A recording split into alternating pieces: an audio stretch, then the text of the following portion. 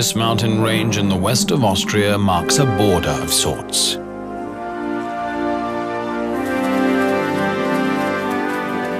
Looking east, the icy peaks of Tyrol spread to the horizon. To the west lies the province of Arlberg, once part of another continent. The rivers of this mountain send their waters to oceans far apart, the Black Sea and the North Sea. Up here, land cultivated for centuries borders on raw wilderness.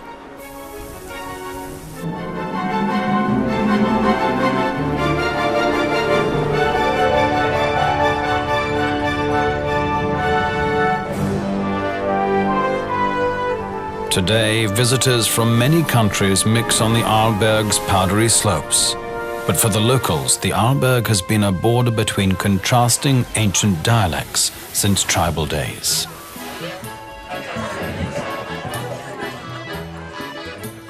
Even the menus in the ski chalets reflect two different cooking cultures, or just as often call the same dish by different names.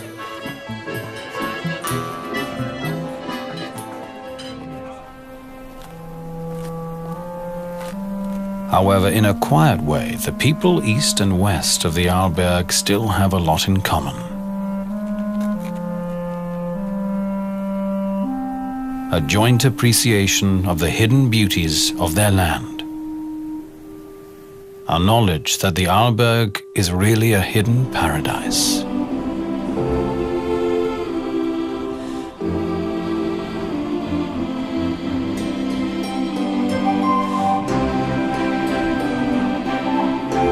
The Arlberg? Actually, there isn't any particular peak or crest or rock formation of that name. The term Arlberg Pass is a modern invention.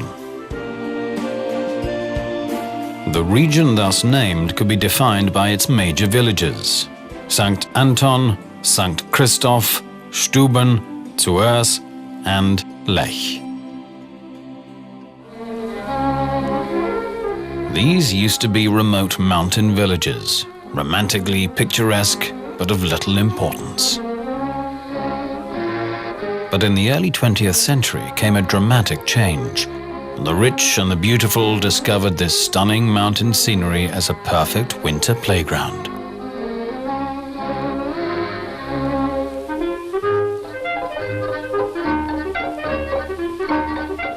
The impact of tourism first transformed the eastern slopes, the Tyrolean side.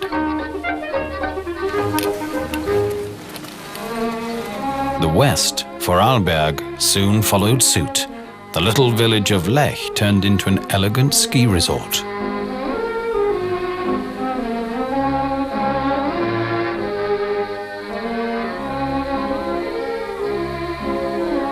It all began in 1901. With the foundation of the Arlberg Ski Club. 20 years later, the region's first skiing school was founded, making the Arlberg the cradle of alpine skiing.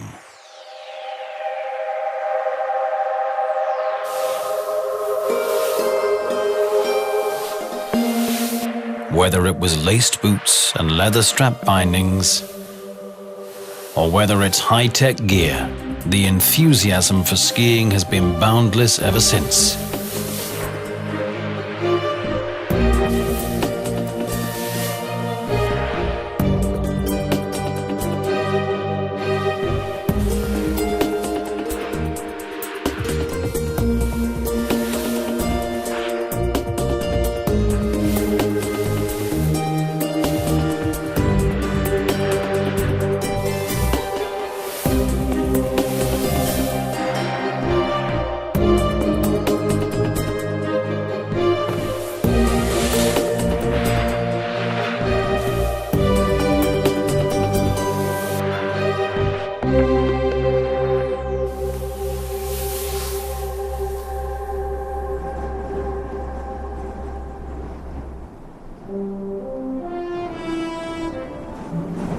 But it's not just two-legged creatures on one or two boards who occupy these slopes.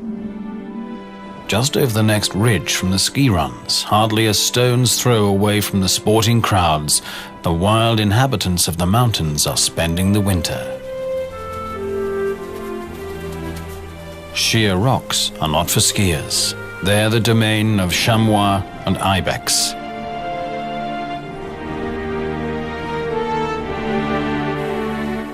In the height of winter, the mothers and their young seek out wind-swept mountaintops where the vegetation lies bare.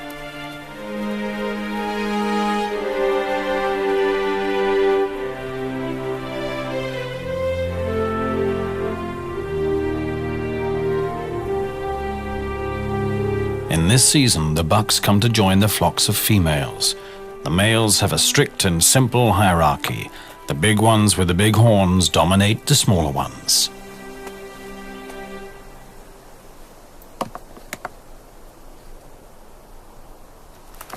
Such sparring among the bucks isn't serious. Their hierarchy has been established long ago, back in summer.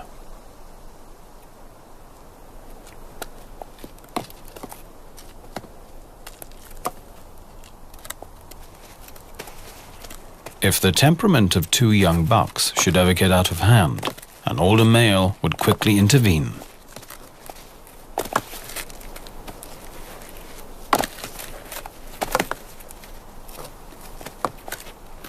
In the cold weather, with sparse food resources, the entire herd would suffer if the males wasted their energy with infighting.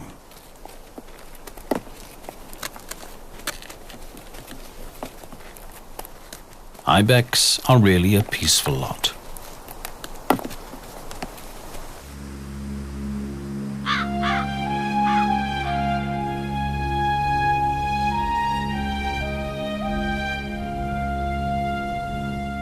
In terms of climate and weather, the Arlberg is in an exposed position.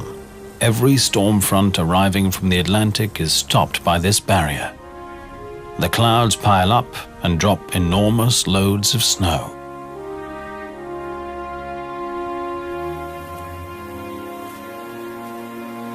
Eurasian siskin spend the cold months in large flocks. Along the timber line they find tree seeds all winter long. Red deer herds prefer sheltered valleys to escape the onslaught of snow.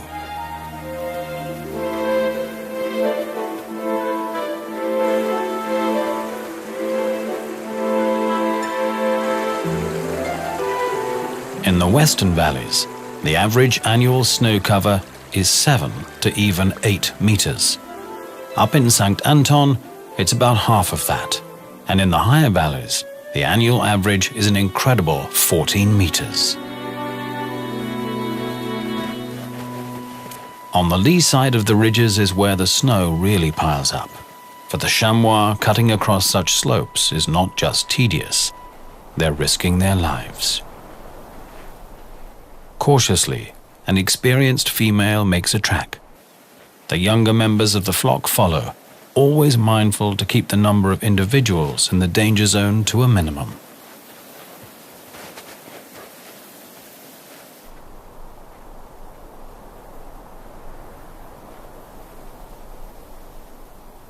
The mother with the smallest kids goes last.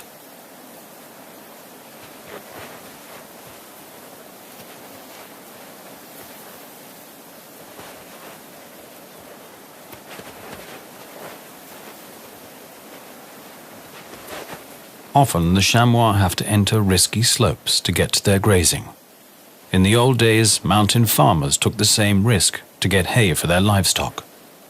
Mit weißem Pelz überzieht der Winter die Landschaft. It's the snow that enables the farmers to get the hay on which their livestock depends. Ohne Heu keine Viehzucht.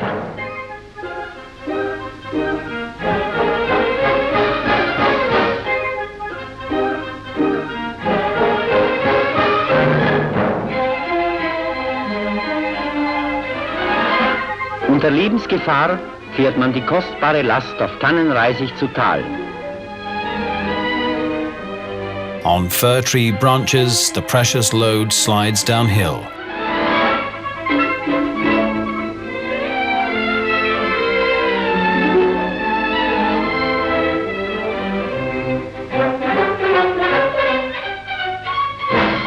On level ground, the hay is packed on sleds and pulled to the village.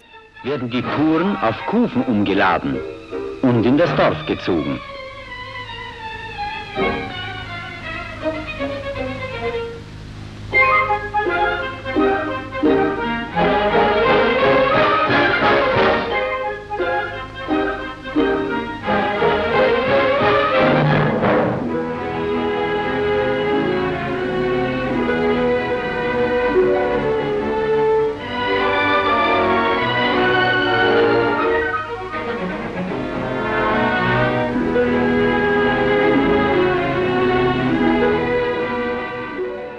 Though lifestyles may have changed since then, the wind hasn't.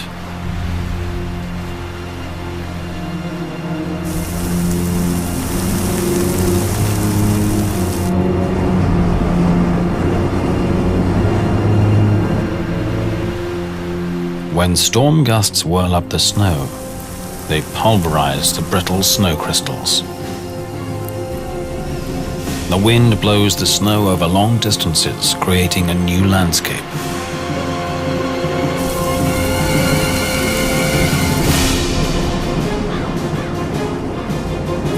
This snow has 3 times the weight of fresh powder and builds huge precarious drifts along the ridges. Often, a slight trigger is enough to send tons and tons of snow thundering downhill.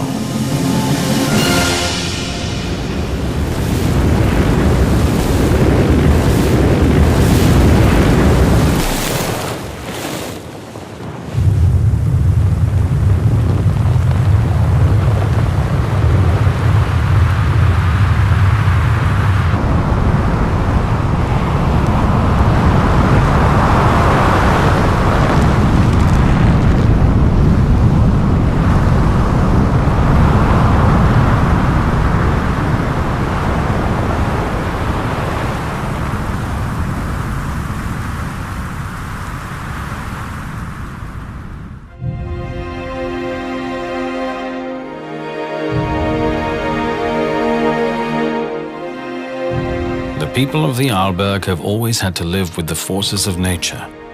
Since the late 19th century, structures like this gallery have offered protection against avalanches, but such measures have often proved insufficient.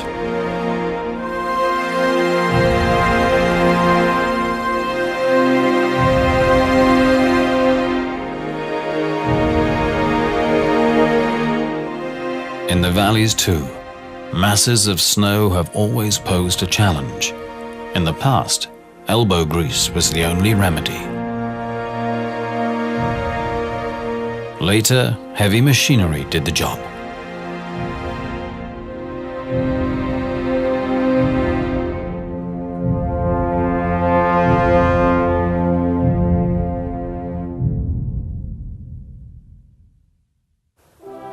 Back in the mountains above the village of Lech, there's a strange landscape feature, fully revealed only from the air.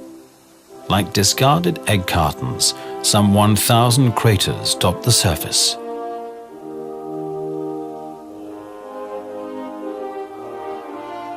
The biggest of these dolines is 100 meters across and 35 meters deep.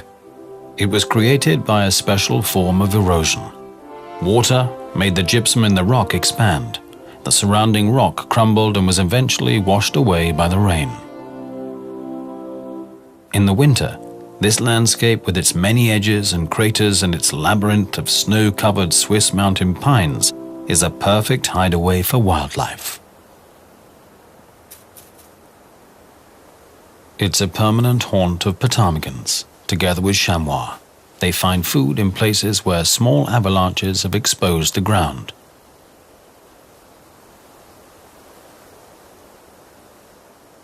Avalanches, in other words, not only bring destruction and death, but also opportunities.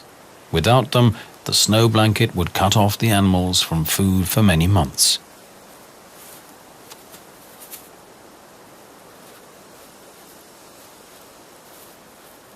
Ptarmigans can make do with very little, digesting even small, tough branches and getting the maximum energy from their frugal diet.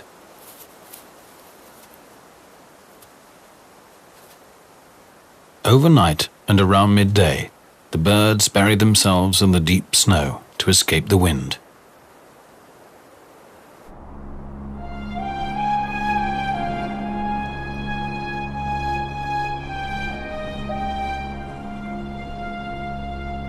Winter in the mountains can be tough indeed, but when it's really cold and the air is clear, the frosty season displays its full glory.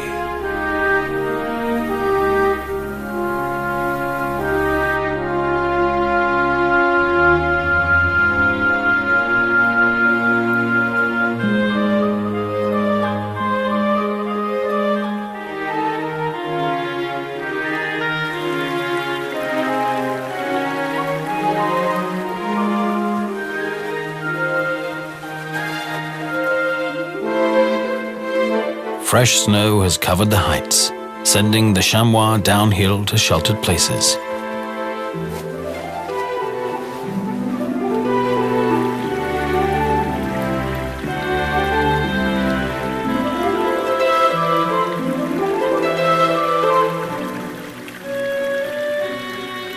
Days are getting longer and the sun is gaining in strength, quickly loosening winter's grip.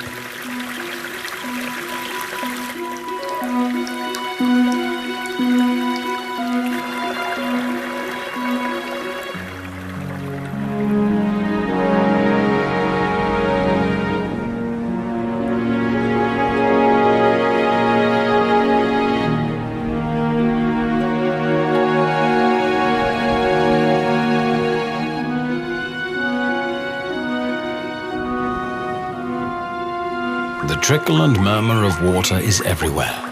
Water and warmth bring to light the first messengers of spring.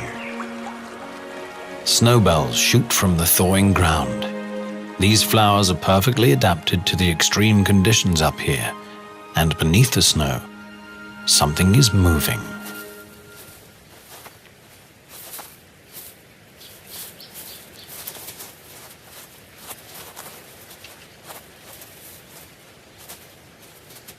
The marmots have awoken from hibernation.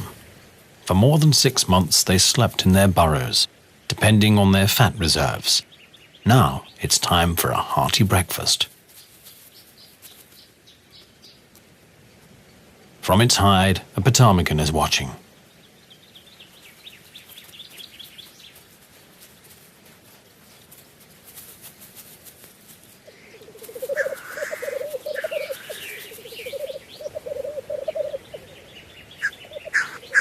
Further down the slope, a black grouse male on a lek is trying to attract females.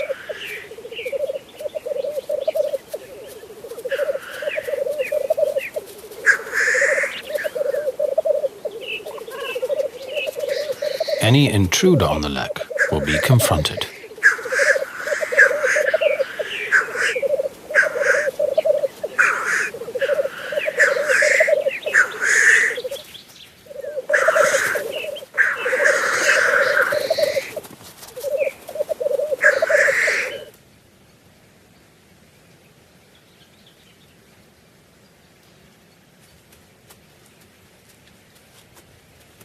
The intruder seems to respect his rival's superior strength.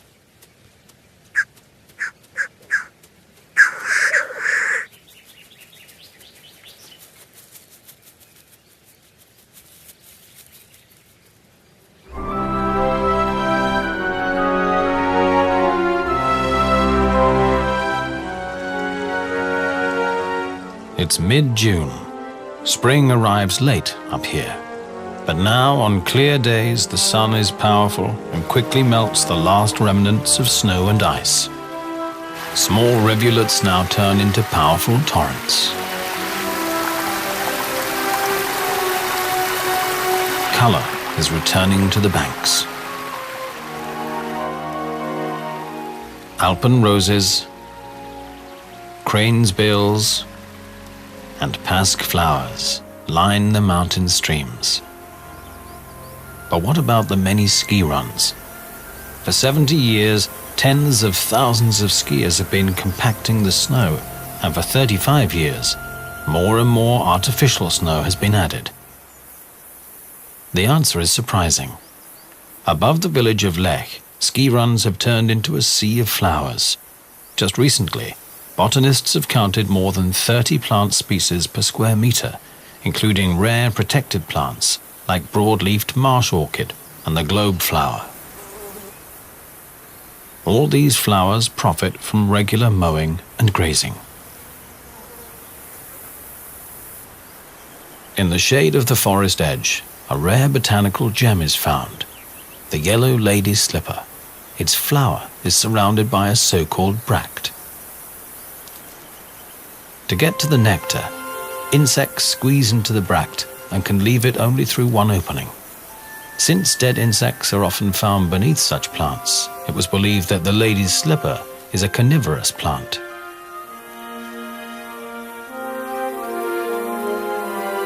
In fact, however, predatory spiders often lie in wait by the bract's exit, killing the insects and leaving their empty skins in the grass. In late spring, after the snowmelt, one of the sources of the Lech River is in Spate. Crystal clear water gushes from limestone rocks, and soon the creek grows into a small river.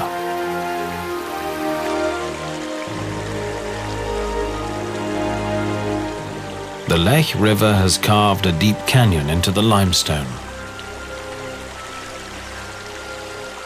This is Europe's great continental divide. From here, the Lech, Rosanna and Mustal rivers flow towards the Black Sea, while the Flexen, Routes and Bregenz rivers end up in the North Sea.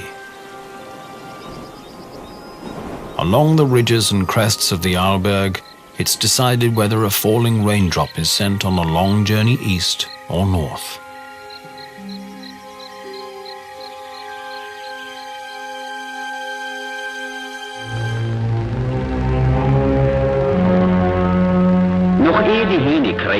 Before the roosters crow and the wind chases the last wafts of fog out of the valleys and over the crests, the herdsman leads his herd to pasture. These paths are rough. The cattle have to climb over loose debris. Just setting one foot before the other can be a chore, and he goes on and on to a height of 2,000 meters. Bis in 2000 Meter Höhe führt die beschwerliche Reise. The mountain spring is as refreshing as the clear air up here.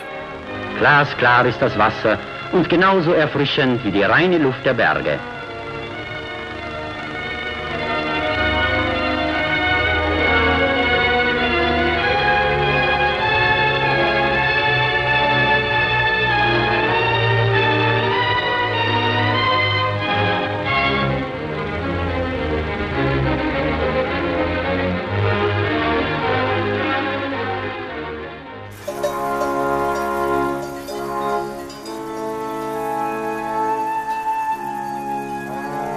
The mountain pastures are still being cultivated to this day. The grazing keeps bushes and trees down and the meadows clear.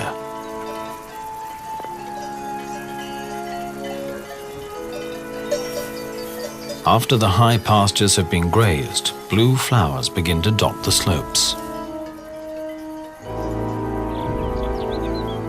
It's the blue wolfsbane, one of Central Europe's most toxic plants.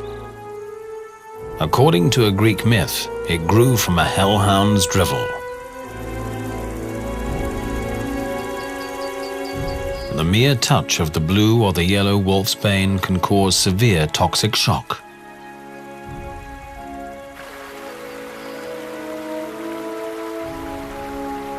The animals seem to be aware of the risk and keep away from it.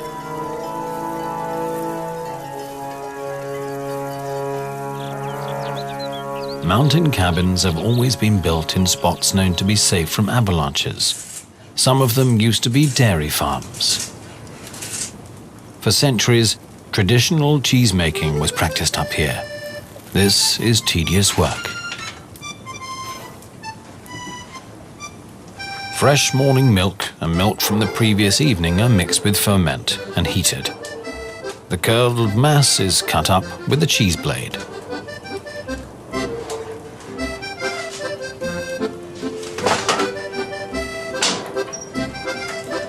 Then the mass is heated again and stirred for several hours.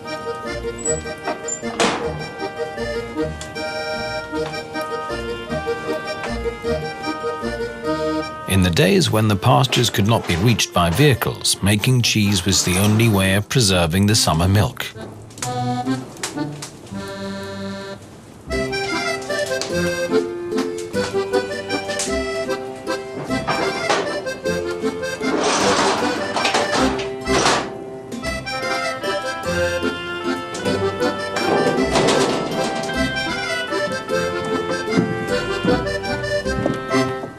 The job isn't finished yet. The soft cheese is packed into cloth, pressed, and turned over again and again.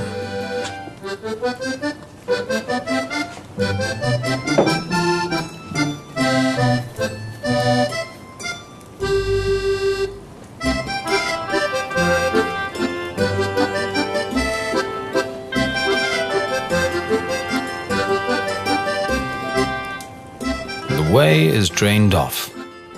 Once a loaf has the right consistency, it's immersed in salt water overnight.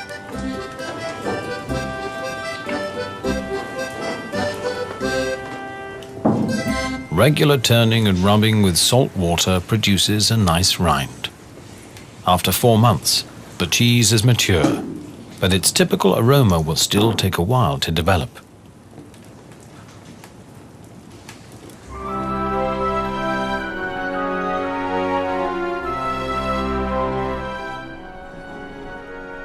The Arlberg's deep past is full of surprises. Some 220 million years ago, its crests were flat, tropical beaches, not far from the equator. Again and again, the tropical sun dried out shallow lagoons, leaving behind gypsum. As the African plate drifted northward and eventually collided with Europe, the shallow sea and its beaches were squeezed together and eventually lifted up. The gypsum craters, as such, may be unspectacular, but they allow trees to grow way above the timber line. Along the crater rims, the air is warm. Cold air drains away into the funnels, turning the climate upside down.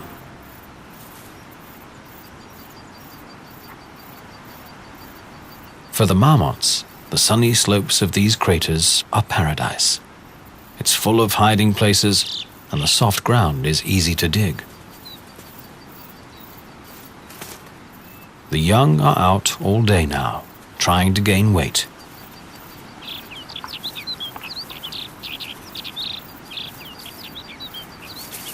They have to hurry up. Summer is short in the mountains. To make it through their first winter, they'll need lots of fat. Now that food is plentiful, the marmots can afford to stay close to their tunnels, in case a golden eagle should suddenly appear out of the blue. Eating isn't everything. There also must be time for social life. All work and no play makes a dull marmot.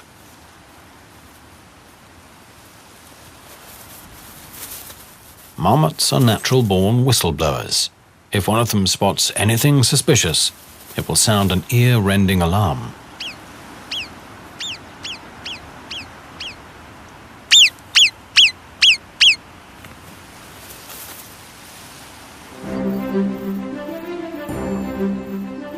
Higher up, a herd of chamois mothers and their kids have gathered.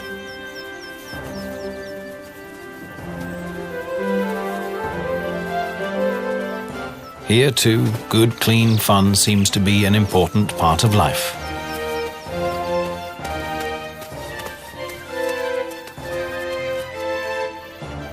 For the little ones, these are vital exercises to prepare them for life in a steep world.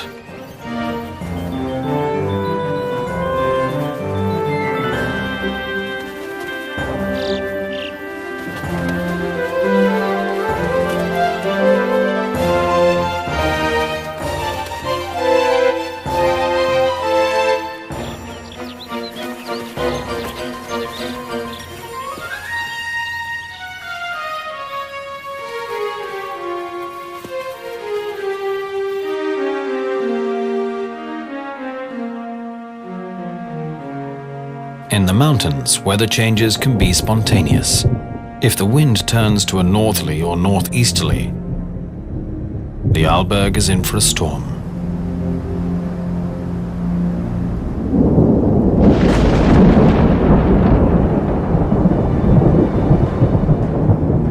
When early settlers found such shapes imprinted in the rocks, they called them thunderbolts, believing they had been engraved by flashes of lightning. For the mysterious tracks next to them, they also had a ready explanation. This is where the devil danced.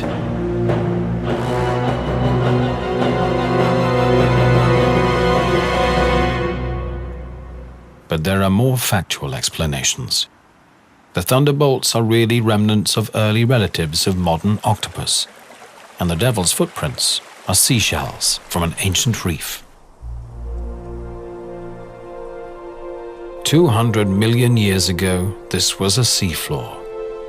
The Thetis, the ancient Mediterranean with its sprawling lagoons, kept changing its shape and size, again and again.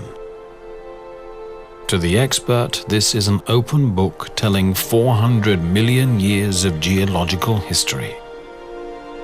Broken up by ice and washed out by water and acids, this karst landscape is the result of erosion. And there are even more witnesses of lost eras. The ancient sea was populated by ammonites, marine predators like the nautilids, the predecessors of modern octopus.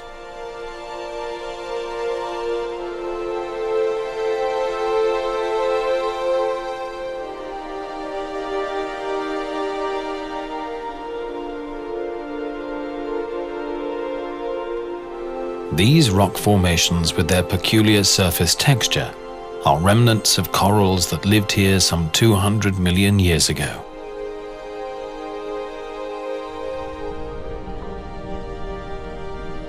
Over millions of years, the sea level rose and fell, followed by the growth and decay of coral reefs.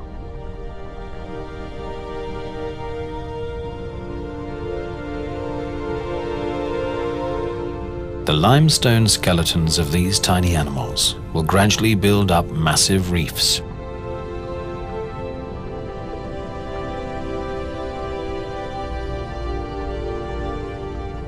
But the Arlberg's coral gardens were just a brief episode in Europe's long history.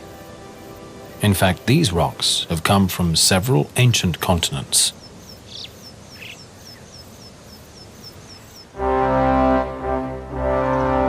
Opposite the so-called Sea of Stone, there's another reminder of long-lost days. The red face. The red face's structure is simple and clear, without complex folds and faults, yet its history is fascinating. The layers at the base consist of the oldest rocks. A vertical climb up the red face is a time journey through more than 100 million years. The red band which inspired the wall's name dates from the era of dinosaurs. Back then, this layer was several hundred meters below the sea. There were strong currents. The iron contained in the sediment reacted with the oxygen in the seawater, dyeing the rock red.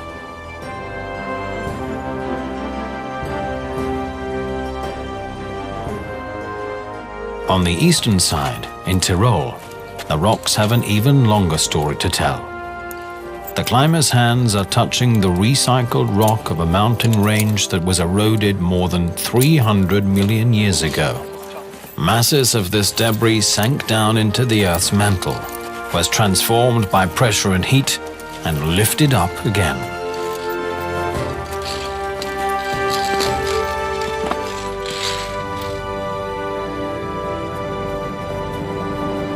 The rocks where ibex are resting today are echoes of ancient continents.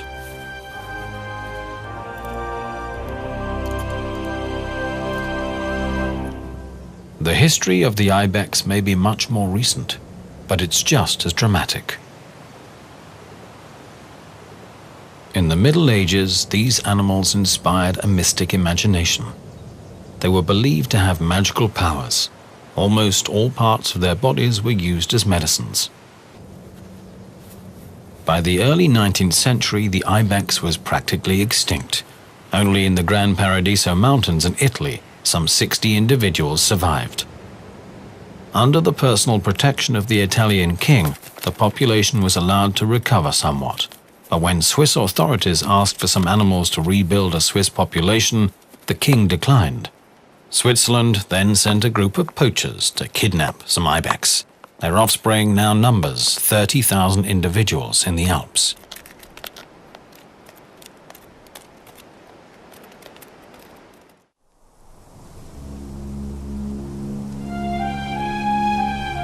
Snowfall is likely at any season on the Arlberg, even in the height of summer.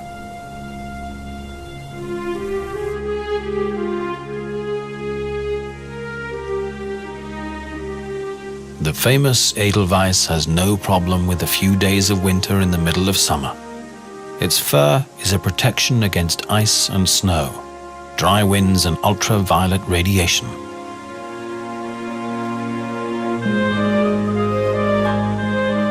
But snow in summer will not last long. As the fog lifts, it becomes clear that this time the blizzard was not so heavy. The cattle is unimpressed.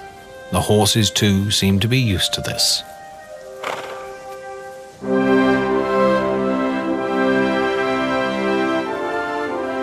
A few centimeters of snow in summer cannot belie a general trend in the Alps. The climate is warming, and the glaciers are waning. In recent decades, the Kaltenberg Glacier has lost much of its ice mass. The same is true for the Kuchen Glacier. Some 20-30 years ago, this vast field of debris was still covered by ice.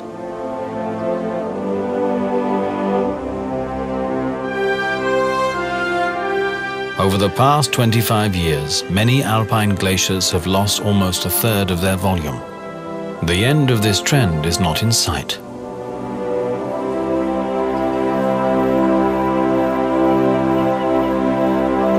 Down on the pastures, the cattle have eaten almost all the grass, leaving only a few big plants like the yellow gentian. Yellow gentian can grow very old, up to 70 years. Its taste is extremely bitter, and it has always been regarded as a medical plant. On the mountain meadows around the former village of Bursteg, it's now time for haymaking. In the olden days, this was done with scythes and rakes. Since the men used to be in the military working abroad, this hard work was left to the womenfolk. The women even pulled the hay to the shacks or all the way down to the valleys.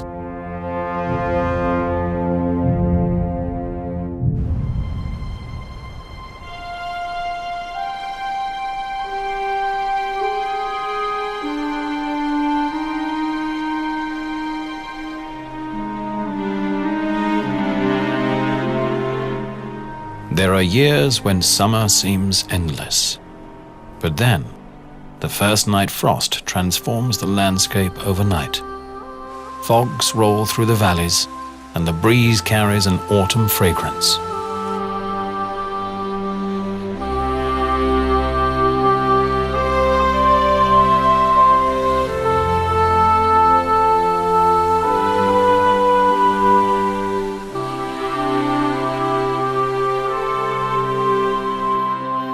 Bright yellow of the woodland contrasts the deep blue of the sky, accentuated by the neon red of rowan berries.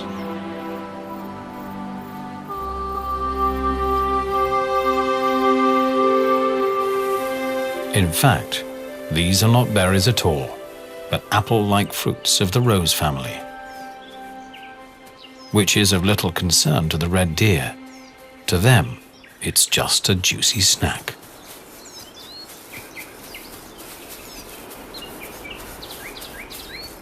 Before the winter, anything that's nourishing is welcome. The fruit of the rowan tree contains lots of sugar.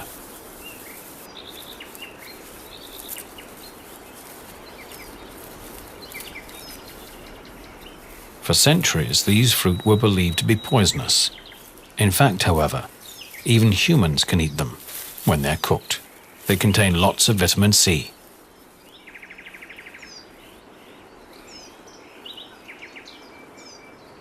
Not only ungulates like red and roe deer appreciate these red fruits. Badgers, foxes, and numerous other species love them too.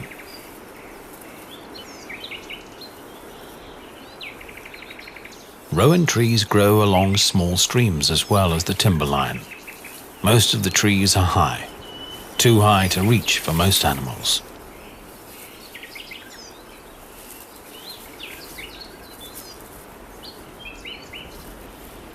No problem for birds. About 60 bird species feed on them. This is how autumn sounds in the mountains.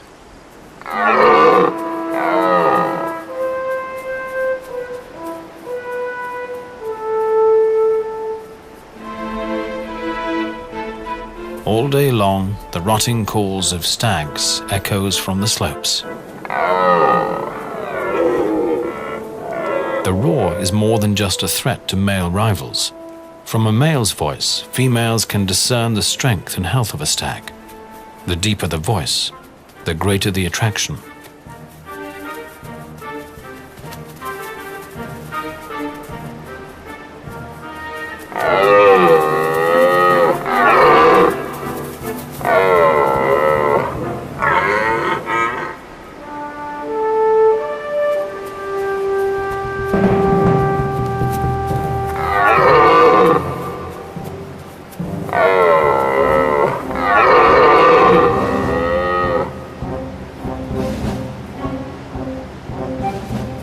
If a young male should intend to approach the harem of a dominant stag, a battle is inevitable.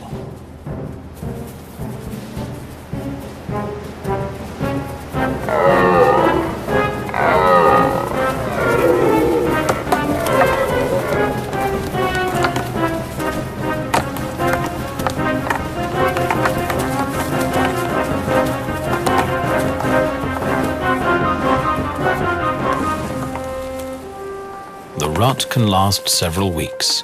For the dominant stags, this is the most stressful time of the year.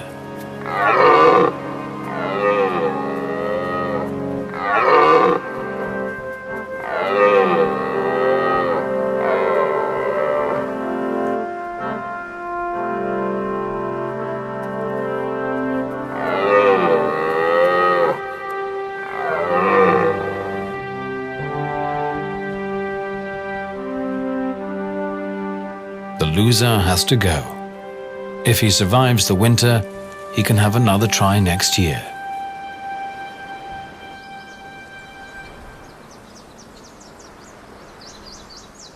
Now that the trees are in full color, it's time for a special harvest.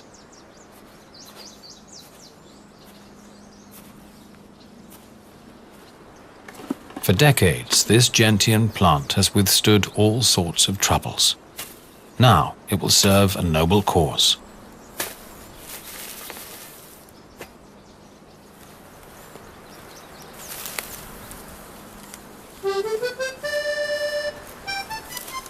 This is the stuff the legendary gentian schnapps is made of. Roots of the yellow gentian, not the blue variety as so many tags on stylish bottles suggest.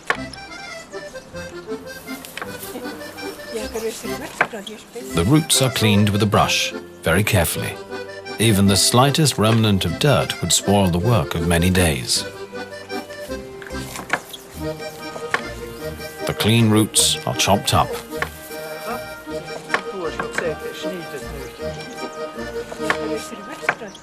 They are soaked in warm water, together with some yeast.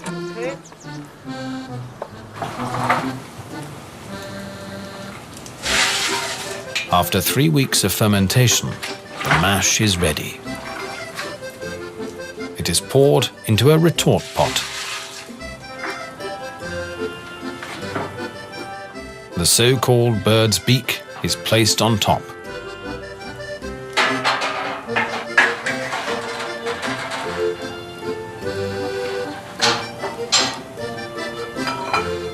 It requires experience to keep the temperature just right.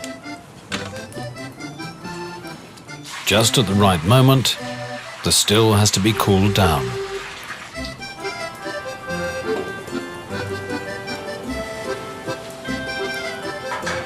Gentian schnapps is distilled twice. Only then is it fit for consumption.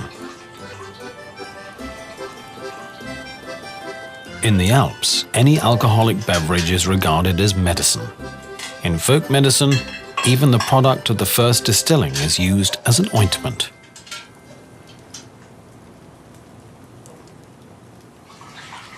The end product, the schnapps, is recommended after physical exertion or general weakness, and after a good meal. Tagesarbeit, abends Gäste. Bacon dumplings after a day of hard work. Who could resist? In the evening, a farmer would invite all of his farmhands for dinner. And dinner is rounded off with a glass of Gentian schnapps. Ein Schluck Enzian.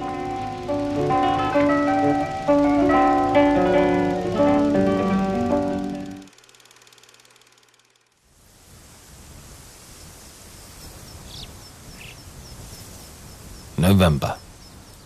The first snow in the mountains signals the opening of an exciting spectacle. The chamois rut. In contrast to the ibex, who will batter each other with sheer power, chamois bucks will engage each other in breakneck chases.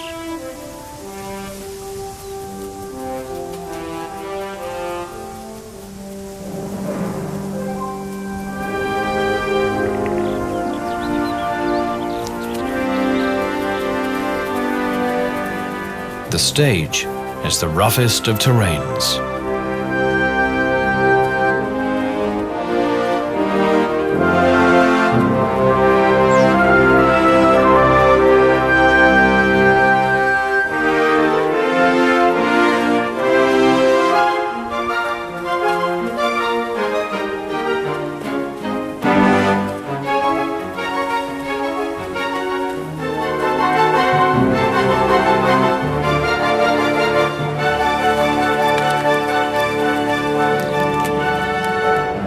The year is coming full circle. The chamois have done what is necessary to multiply in spring. Again, the Arlberg is gradually being buried in masses of snow. The animals are withdrawn to quiet valleys and rocky crags, and soon the crowds of two-legged winter guests will be back.